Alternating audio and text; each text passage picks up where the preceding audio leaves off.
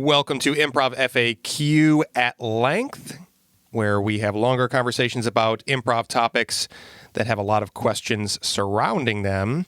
Gary Lehman, thanks for joining us again. Yay. Hey, thanks for having me again. Glad to be here. So the topic for this episode, we're going to start with the idea of teaching teachers. Because, Gary, you have run a couple training programs, longtime teacher. The three of us are all teachers. But when you're in charge of a training center or starting one, you gotta figure out how to get new teachers and how to get everyone unified and all that. So we'll start with the topic of how to teach teachers and how to become a teacher, and then we'll open that up to just the general realm of learning and teaching improv. Okay. So, because we talked on the phone the other day, Gary, and you were talking about different periods of turnover. Remind me, how long have you been running Go Comedy's training center and Pointless at the same time? I became director of Go You at Go Comedy in the summer of 2013. So 7 years this June. I know it doesn't seem that long. And Pointless opened January of 2016, but the process of creating everything, including the curriculum, for that place started in 2015. Yeah, like late summer, right? Yeah. Or did you guys get started earlier on laying everything, curriculum and it was concept early down? early 2015. Early summer 2015. And that started that. So when I took over at Go Comedy, everything was in place for the most part. So I just started tweaking things. Pointless was a blank slate and creating everything from scratch. So those were two different processes, but I was basically doing the same thing, like what classes need updating, how can, what do we want to add? What have I done elsewhere in workshops, or what have teachers brought to me, or, us sitting at the Go bar at 2 a.m. and having ideas. That would be a great exercise for X. Contextualizing things. But really, the hardest, curriculum, I wouldn't say it's easy, but you can kind of do it whenever and however you want. Getting teachers. And once you have it, right? Right. It's like it's there and you tweak it as you go. But getting teachers. And it is very cyclical because, people come and go. New people obviously join, but, people's lives change as we age. People move, people get jobs that don't afford them the time. After a while, you lose interest as far as, maybe the teaching aspect of things. You get married, you get kids. I guess you can get kids and have them. So they both happen. We just got kids, man. Hey. Yeah, we got to return them on Monday, but we got them for the weekend. Man, this redhead is not. I'm returning him. Like stuff like that happens. And so there's always a need for teachers. It's not a constant need because I've been very conscious of I don't want so many people on staff that I never have enough classes for anybody to do anything, because if you're not continuously doing it, that's not to mean teaching every term, but on a, couple times a year at least, it's hard to get better at it, like anything else.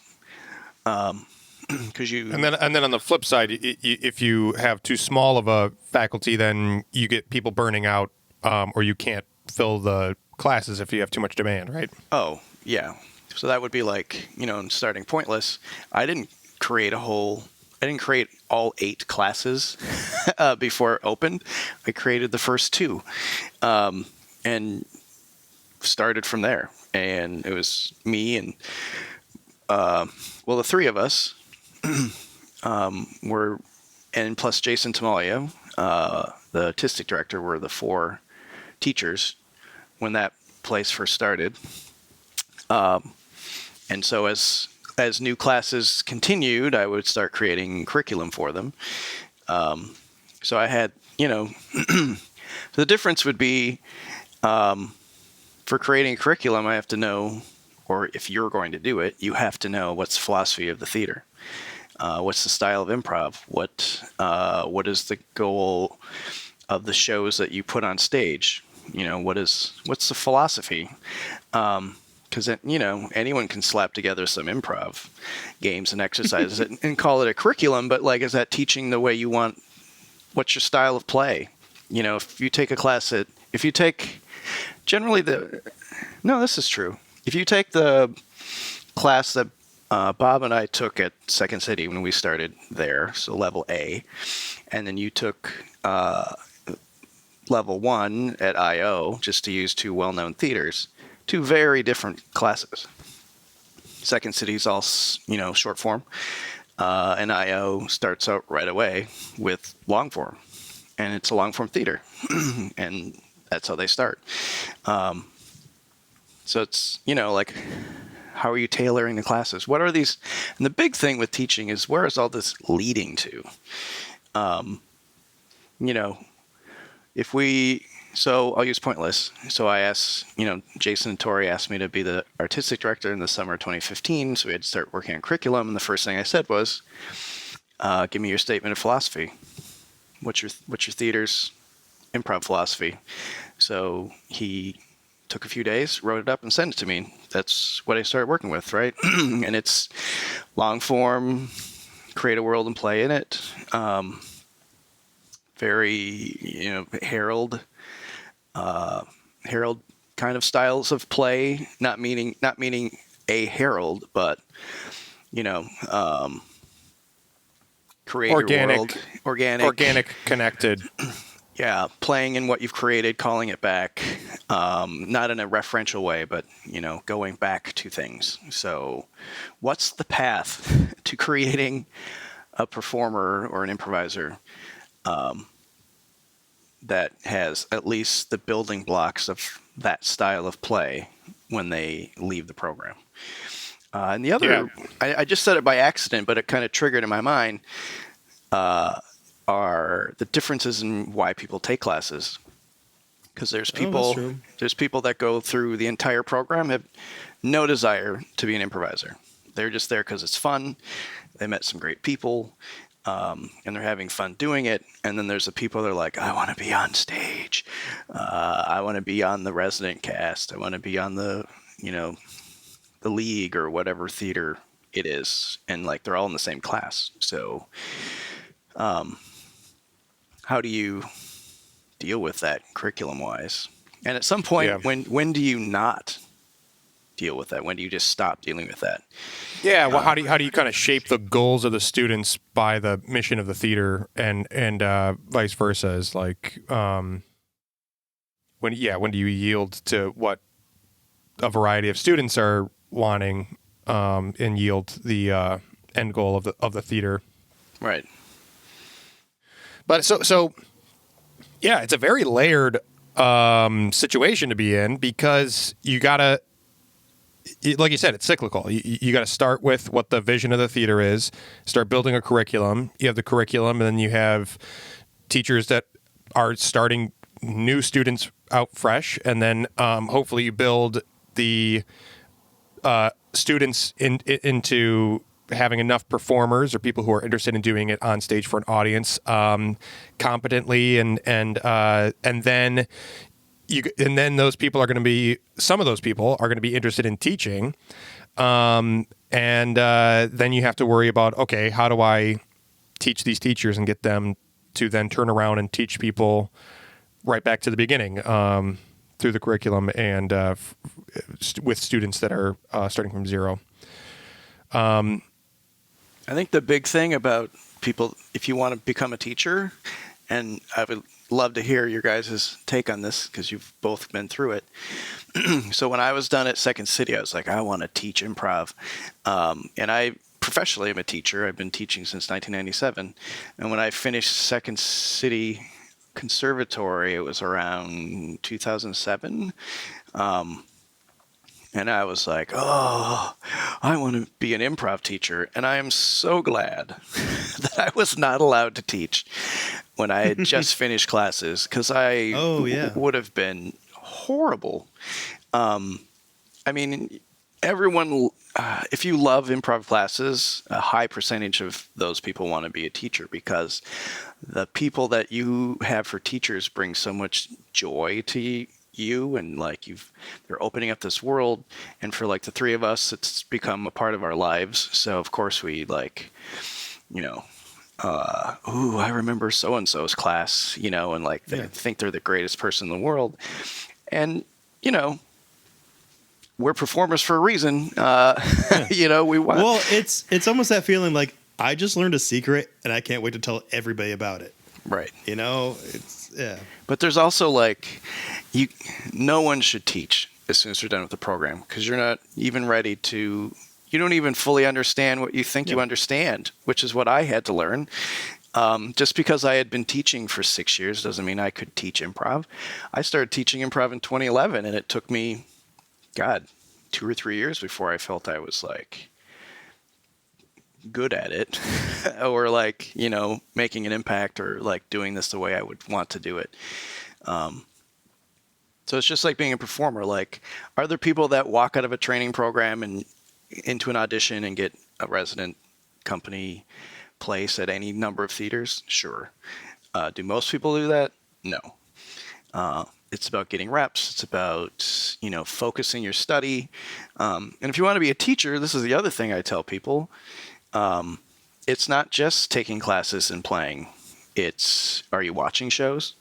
Or are you sitting at the bar? Are you talking to teachers and performers you look up to and view as, knowledgeable? Are you reading books? Are you immersing yourself in all things improv? Because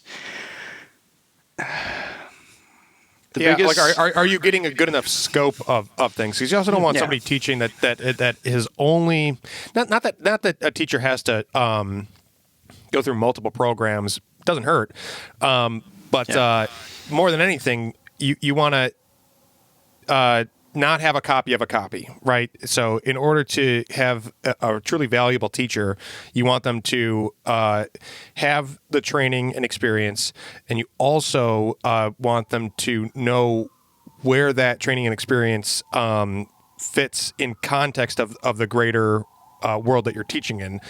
So getting exposure at festivals or reading books from other theaters, talking to people and gaining more perspective goes a long way. It does. You don't have to know everything there is to know before you start teaching, but you have to. No. Well, I love what you said, Gary. Like, know what you don't know, or like, what did you say? I'm gonna have to rewind this or mention it later. But like, You said I didn't even have a handle on the things that I thought I knew. Oh yeah, like I couldn't have taught the things I thought I knew when I first got out of program.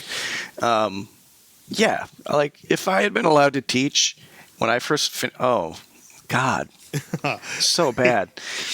I feel you. Big and just to piggyback on what you guys said, like part of teaching is being technical, having to read the books, like understand the philosophy and, the rules, if you will. But a lot of the questions you get from students is something you can only learn from having experience. Like, what's it like being on that stage? And I don't think most folks aren't that comfortable on stage when they first graduate because they haven't had the opportunity to get comfortable. So you could probably, someone can technically teach something, but all you're doing is parroting what you've heard. You haven't lived it. You haven't, really immersed yourself into it, just to copy what you guys are saying. I'm basically parroting what you said. And I totally agree. Well, You have to get out there. And also, you're also valuable as a teacher because you bring things back. So when you do go out to festivals or take workshops from people in other cities, you bring something back to your school to add rather than just be told what to do, get your marching orders, and repeat. The biggest thing about training, when someone actually starts, we call it shadowing, where you shadow a class and a teacher. And the biggest note that I generally give, and sometimes it's a note and sometimes it's just a precursor to beginning, is teaching is not hosting a jam. A jam is telling someone how to play a game, and then they play it. And do you do that as a teacher? Yes. It's what happens after the game that's the teaching. Why did you play that game? Why are we playing it in the context of this class? Why is this exercise here? And why are we playing it again 2 classes later? We're not doing it for the same reason. What's the aspect of play? What's the technical aspect? What's the acting aspect that we're doing in this moment? And it's not a jam. I can tell someone how to play freeze, but I can also play freeze and teach any number of things for playing that game. Right. Yeah, and it's also something you try to avoid as an instructor is trying not to make a carbon copy of yourself. Try to, because when I was coming up, I didn't enjoy getting instructions like, well, if I was on stage, I would have done this. Well, that's a choice. If there's like a technical reason or a communication lesson I can learn from this advice, cool. But I didn't. I had a couple instructors coming up, or I took workshops from folks who were like, "Well, I, being the great so and so, have been doing this for 30 years, would have done it this way because I have this character I've been doing, and everybody enjoys it." So avoiding that. Well, yeah, and there's also the ego part of it too, which you just said in that statement, right? Yep. Teachers, when you're teaching somebody, it's not about you. You can use your experience as a springboard, but just because, this character I play that people laugh at is, that doesn't mean dick all when teaching somebody about characters. But the analysis of that character that you like to play and it gets good reactions, like, why? There's some element of talent that can't be replicated because you're doing it. But what are the replicatable aspects? Is there physicality to that character that you can point out to students? Is there, vocal quality, or is there some filter in your head that you're actually taking? Like, what are all the aspects that nobody sees? How do you externalize that? And that's the element of teaching that's the hardest to learn. So I want to ask you, Gary, because I think that you have a unique. Everybody who's been through classes has seen the people who are teaching them teach. But once you become a teacher, you get fewer and fewer opportunities to see other people teach. And I imagine you've seen a lot of other people teach because you're shadowing or dropping in on classes. Or I know the 3 of us, I know, are always looking for opportunities to be in a workshop too, to take a workshop. What do you see in other people's teaching, whether it's like the mark of a really strong, experienced teacher, or what are there like common things that you see newer teachers do that are pretty common growing points that need to be tightened up or worked on? I think for newer teachers, it's that process of breaking down that which they know into digestible parts for a student. Simplifying the right note. Or just, again, like we just did this exercise. Great. Why? I think the why part is the hardest. Because, here's it's recognizing teachable moments. And some of them are so obvious. But there are others. I had been teaching for, 5-6 years. And literally at one class, I realized that I could use the warm-up as part of the teaching of the class. 5 years. And I'm like, have I been just treating the warm-up as just like, yeah, do this and we'll get into the class. And then I realized that I could start setting up the themes of that class right from the warm-up.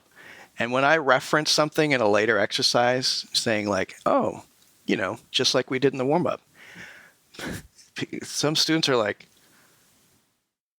yep. I thought it was all fun and games, but I guess it's fun and games and learning. No, but I think you got me this time, Mr. Miyagi. I did wash a lot of cars. Yeah. But I also learned karate. All right. As a new teacher, I think it's learning, and even like an experienced one, like that's what I do for a living. And, we're always discovering and learning new things. It's also like you're going to have bad classes. You're going to get bad reviews. You can get them when you've been teaching for 10 years, because we all have our ups and downs. We all have, there are points in our life where like, I'm not the best teacher because there's shit going on in my life. And also realizing that, you're not going to connect with every student. Like Bob said, like there's teachers and workshop teachers I've had that I'm like, I never want to be in another room with you again.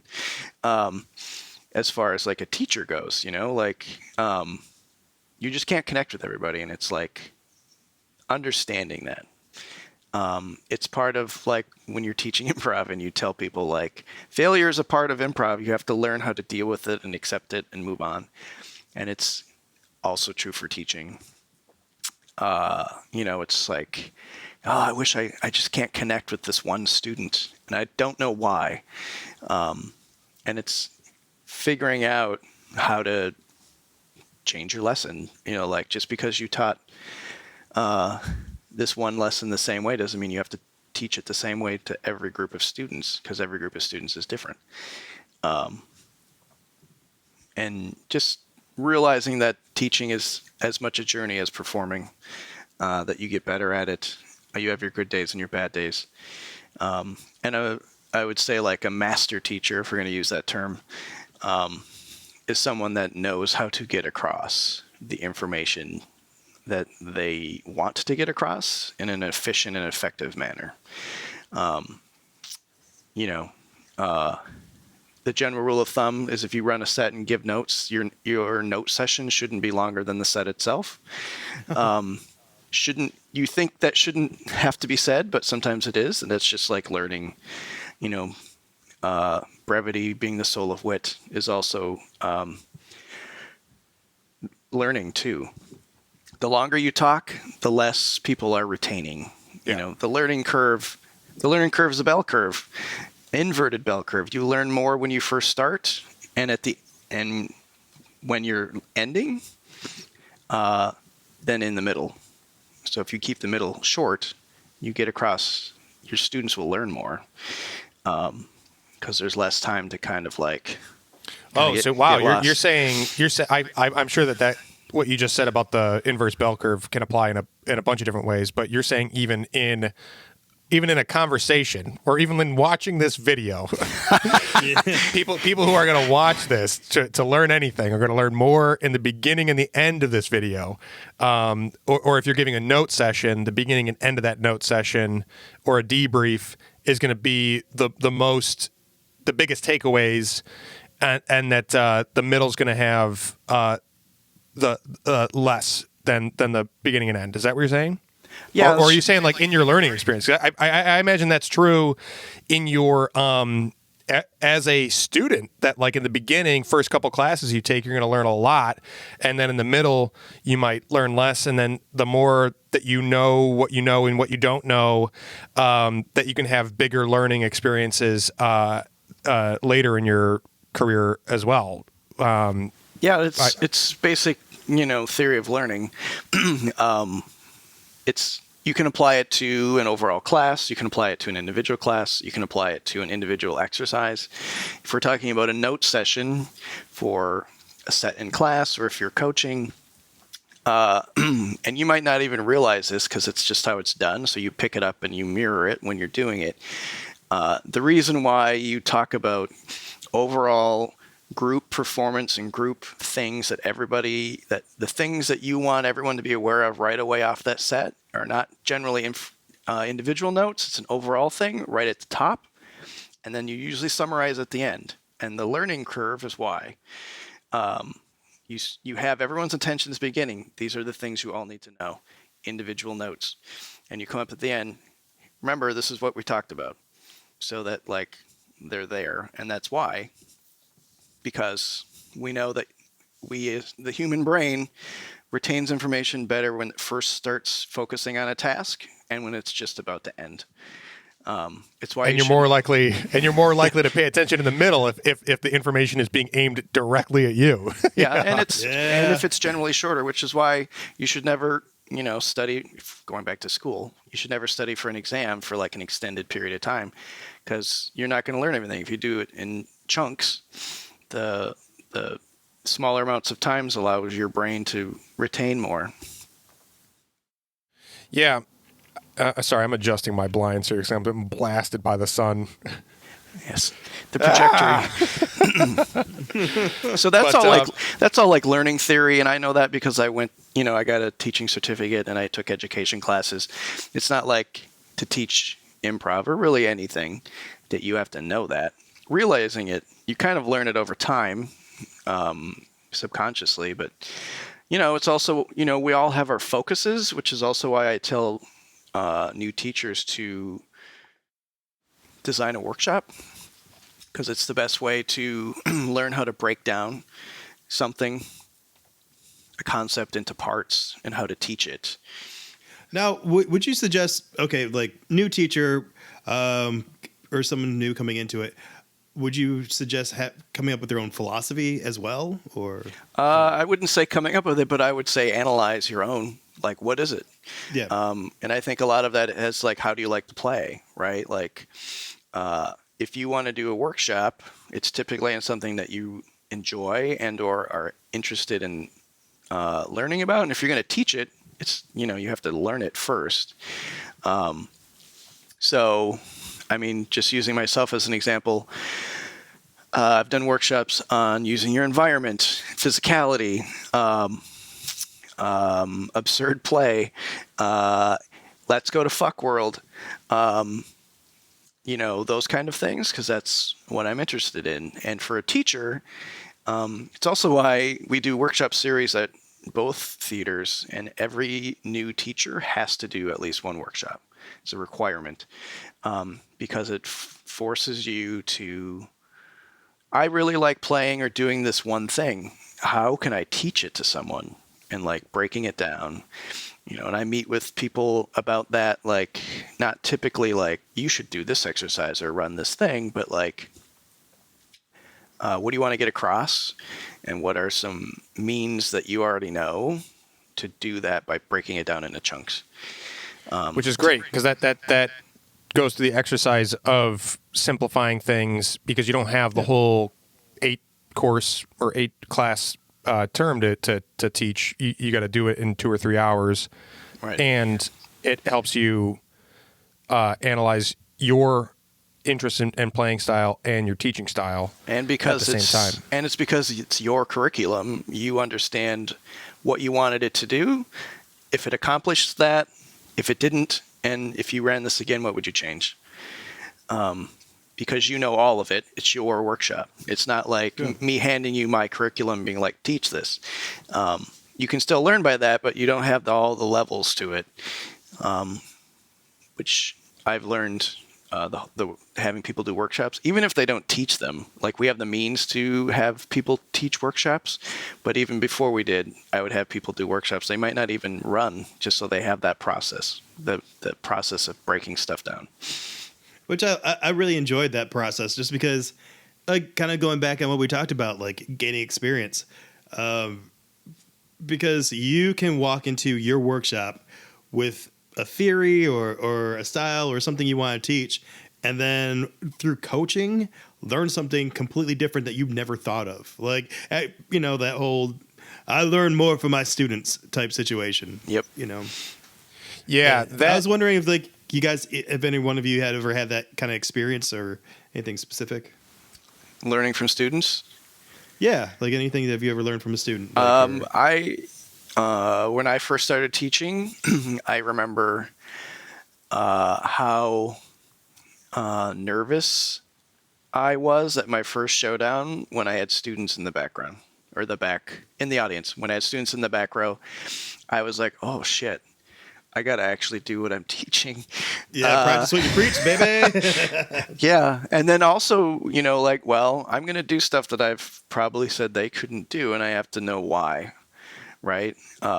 There is a reason that we can do things that you can't. And I remember being told them at the bar at Second City, being like, oh, you got to learn the rules before you break them.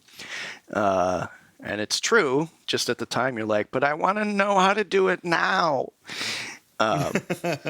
So it really has raised the consciousness of what I'm doing and how I'm doing it on stage and off, especially given all the stuff that's gone on in the improv world the last couple of years with predatory teachers and people using their position as a teacher to gain sexual favors and all that crap, because teaching is a position of power, and I've had to have this conversation with people too, is it doesn't matter how much you want to be friends with these people. When you are their teacher, you are in a position of power and they are not. Even if you're buddy and that's your style of teaching, you have to understand the power dynamics, and not consciously for sure, but also unconsciously or mistakenly abuse it. You just have to be hyper aware of that aspect. And when you're not teaching these students and you're hanging out with them, that's totally different. But when you're their teacher, it changes. It also changes how people perceive you at all times, not on stage solely, but also like, how do you act at the bar? Who do you hang out with? Not who do you hang out with, but, do you mingle? Do you talk with everybody? How do you handle yourself, hold yourself, and act just on a human level, right? Yeah. You're a role model. Yeah. Yeah, like whether you want to be or not. Yeah.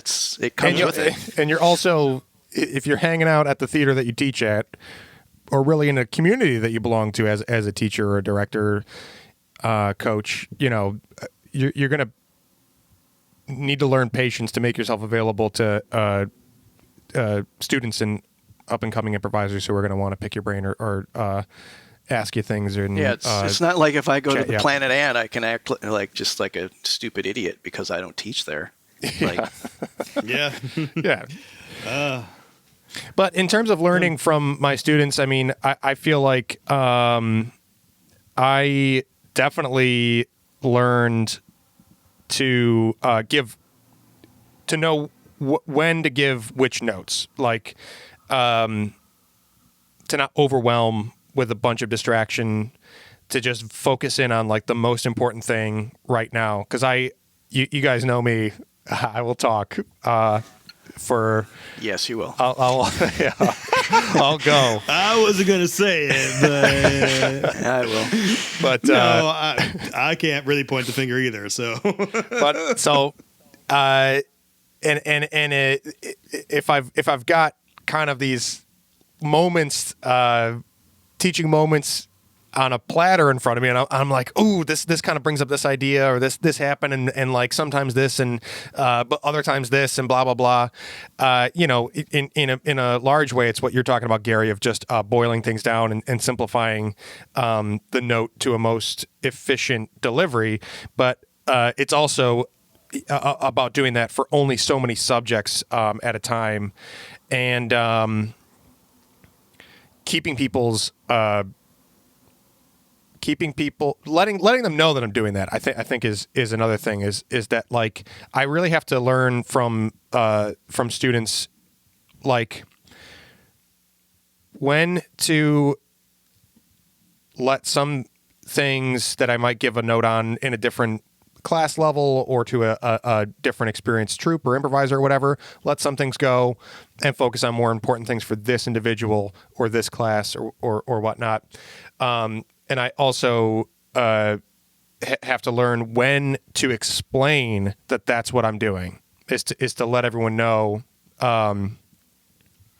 which I guess is another thing is the framing and introducing things is something that I get feedback from students a lot on. Well, and what you're talking about is reading your student or the person you're talking to, right?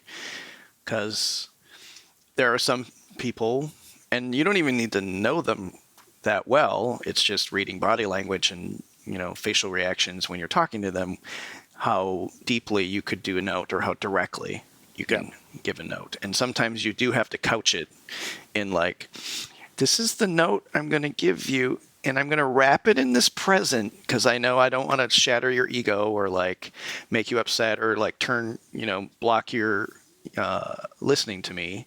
And that's not, it's not being mean. It's just recognizing it's literally active listening to the person you're talking to.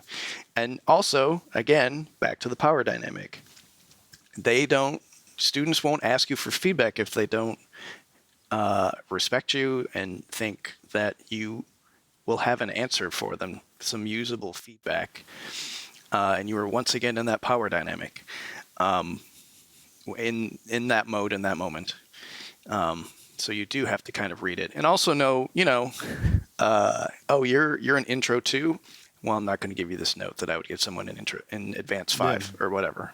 And also, there are times where students have come up and asked me for feedback, and I'm like, I wasn't watching for that purpose. I was not being critical at all. I was just enjoying your show. I don't have any notes for you. Yeah. Entertained right now. When to let students know, like, don't worry about it. Like, I mean, I watched. I thought it was great. You're doing great for the things that you're working on, and keep on. Like, don't worry about notes right now. Like, don't just don't overthink it.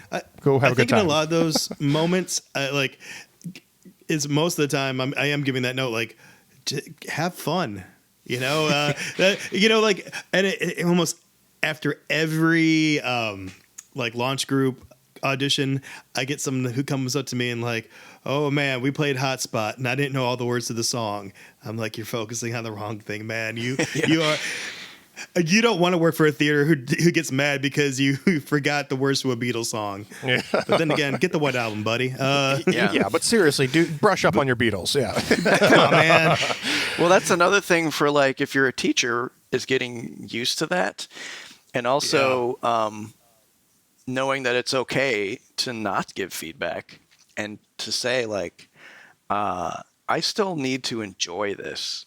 I need to be able to watch a show and just be able to watch the show and not be in analysis and critical mode. Yeah. Because you will quickly get burned out or just lose the joy of all of it if you're constantly analyzing every set you're watching. Like you have to be able to do that, which is why I'll tell people like, just because I'm in the theater doesn't mean I'm here to critique you. I'm just here to be distracted and laugh like anybody else. So don't assume that I'm the clock. Don't assume that as I'm watching your show that I'm like ready to give you notes and critique you. I might just be enjoying it. So please let me do that. Yeah, is that so hard to believe? I might just be enjoying what you're doing. And that's a good note too. I'm like, I don't have any specific notes, but I mean, if I laugh, you're going to fucking hear it. So that's the best note, really. Yeah. Which is like the worst part of having an unusual laugh, because when you don't laugh, you also get asked like, yeah, I didn't hear your laugh, Gary. Yeah. Oh no, it was great. When someone comes up to student or whoever comes up to you and says that, like, I was listening for your laugh. Well, then you are listening to the wrong person. Yeah. Right. You had a stage full of people who you should have been listening to, sir or ma'am. So let me throw this question at you, Gary, and I guess just for the three of us to discuss too is what are the toughest classes to teach? Is there an order of like difficulty?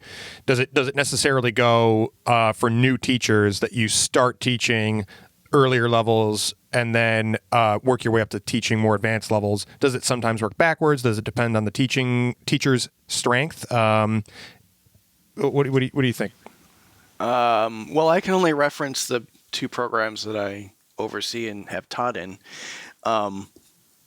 It That's depends. a fair amount of experience Yeah. to reference. If you're fairly new, and I don't, what does that mean for like being a teacher? In general, when you are approved to be a teacher at Go Comedy or Pointless, you are teaching the intro levels. So at Go Comedy, when you're first teaching, you're teaching intro 1 through 4. And just in that subset, typically, depending on scheduling needs, I don't like to give new teachers intro 1 right off the bat if I can help it, because I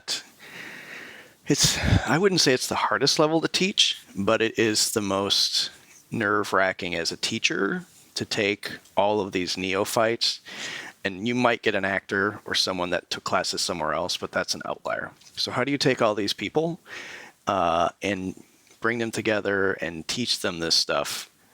It's like teaching kindergarten, right? Like, I can't teach you I can't teach you how to do 2 decimal addition. I have to teach you what adding is. Yeah, How the fuck teaching in a way, it's like when you define a word, you have to define it without using the word that you're defining. Right. And like that's what you got to do in the intro level is be like, okay, well I can't rely on like quick vocab to explain this Yeah. stuff. I gotta put it in totally new terms. That doesn't mean a new teacher can't succeed at intro 1, because several have, either because just from their skill set I know that they'll be good at it, or scheduling wise they're the only person available. So any number of reasons could bring that about. But it also, that class, the very first class, also I think has the most rewards as a teacher of like, when you see those light bulb moments, or like that one person who's kind of been holding back kind of shine in a game or an exercise or something, and it's just like you have more of those moments in that one class. But in general, as a new teacher, it's those levels. At Pointless, it would be the same thing. It's the 2 Improv 1 and 2, the 2 intro classes, and then Intermediate 1, where we transition into long form scene work. I like to have people start there. It's kind of like starting with coaching, right? And it also fits with your inverse bell curve, Gary, where because there's so much to be learned in the beginning and at the end of a program, that those tend to be the more difficult places to be, because people who are just starting are going to want the most clarity in the most accessible way, and that's a challenge. And the people at the end are going to want the biggest payoff and takeaways to cap off their learning experience. And that's also a hard thing to deliver on as a new teacher. And in the middle, you have more wiggle room for expanding on or leading toward, either direction. And it's also the reason why people start coaching first or running workshops to kind of get your feet wet. Is that like when you're teaching those middle classes, a little bit more peer-to-peer in terms of like you can kind of take your experience and like offer it more lateral than anything else, or closest to it as a teacher to students. Does that make sense? Am I? Yeah. Okay. Yeah. Yeah, I mean, could you imagine having your first class be like, teach the Herald? Here's your first class. What's it all about? I mean, that's also why we started requiring a second shadowing to do advanced or higher level classes. Which I really like the idea. That was cool. Yeah, because it's a different skill set, and it's, teaching short form games or exercises skill set. How now we're jumping. Now you've learned how to add, multiply. Like now we're into triple digit division, long division, right? Like now taking this skill and like adding to it, and how that's totally different. And how do you teach a form? It's not like shift left. This is how you play it. Here's the mechanics. You can teach a form, but that's just a framework. There's so many ways to do different things. And so shadowing in those upper levels has really helped. And I've gotten good feedback from people who were like, I didn't think I needed to shadow for an upper level class. I'd been teaching for a year or two or whatever. And then they'll say like, God, I'm so glad I shadowed. Yeah. I'm so glad I shadowed an advanced class because it was a totally different world. And I feel much more prepared now that I've, ran through a class with someone else. I'm kind of curious. I know some theaters start like their intro level. You just start right into long form, and all the places all the places I've gone to usually starts with short form into long form. Do you have a preference, or is there? I don't know. I'm just curious. Is there a benefit just starting right into long form compared to learning short form? I don't know. I was always curious about that.